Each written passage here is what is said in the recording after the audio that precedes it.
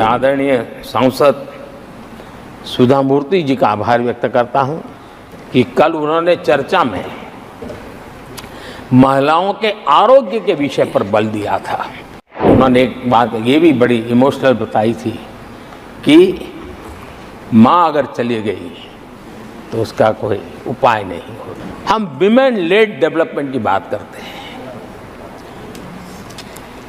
दुनिया के प्रगतिशील देशों के लिए भी विमेन डेवलपमेंट तो बहुत स्वाभाविक स्वीकार करते हैं, लेकिन विमेन लेड डेवलपमेंट की बात करते हैं तो उनके भी उत्साह में थोड़ी कमी नजर आती है। ऐसे समय भारत ने नारा नहीं निष्ठा के साथ विमेन लेड डेवलपमेंट की ओर कदम बढ़ाए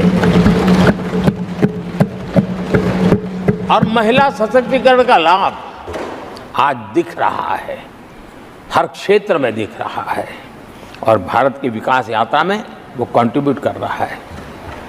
मैं आदरणीय सांसद सुधा मूर्ति जी का आभार व्यक्त करता हूं कि कल उन्होंने चर्चा में महिलाओं के आरोग्य के विषय पर बल दिया था और उसका महात्म्य क्या है, उसकी आवश्यकता क्या है, उस पर बड़े विस्तार से उन्होंने कहा था।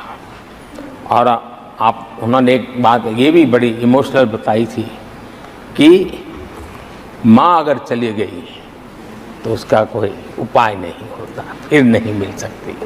ये भी बड़ी भावात्मकता से उन्होंने बताया था।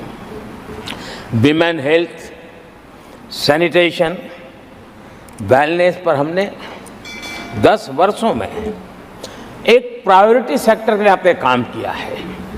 आदरणीय सभापति जी, टॉयलेट हो, सैनिटरी पैड्स हो, गैस कनेक्शन हो, प्रेगनेंसी के दौरान वैक्सीनेशन की व्यवस्था हो और इसका फायदा हमारे देश की माताओं बहनों को मिला है। आदरणीय सभापति जी, आरोग्य के साथ साथ महिलाएं आत्मनिर्भर बने, उस दिशा में भी हम लगातार काम कर रहे हैं। बीते वर्षों में हमने जो 4 करोड़ घर बनाए हैं, उसमें से ज़्यादातर घर हमने महिलाओं के नाम पर रखे। बैंकों में खाते खुलने से, मुद्रा और सुकन्या समृद्धि जैसी योजना से आर्थिक फैसलों में महिलाओं की भूमिका भी बढ़ी है, भागीदारी भी बढ़ी है और एक प्रकार से वो परिवार में भी अब निर्णय प्रक्रिया का हिस्सा बनने लगी है।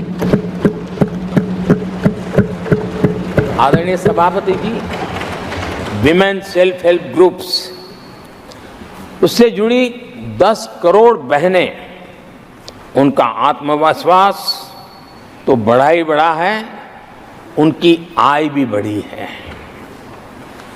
अभी तक 1 करोड़ बहनें जो इस सेल्फ हेल्प ग्रुप में काम करती हैं, छोटा छोटा गांव में कारोबार करती है, मिल करके करती है, किसी गांव वालों की भी नजर नहीं जाती इनकी तरफ। आज मैं बड़े गर्व से कह सकता हूं कि उन्हीं में से 1 करोड़ बहनें लखपति दीदी बनी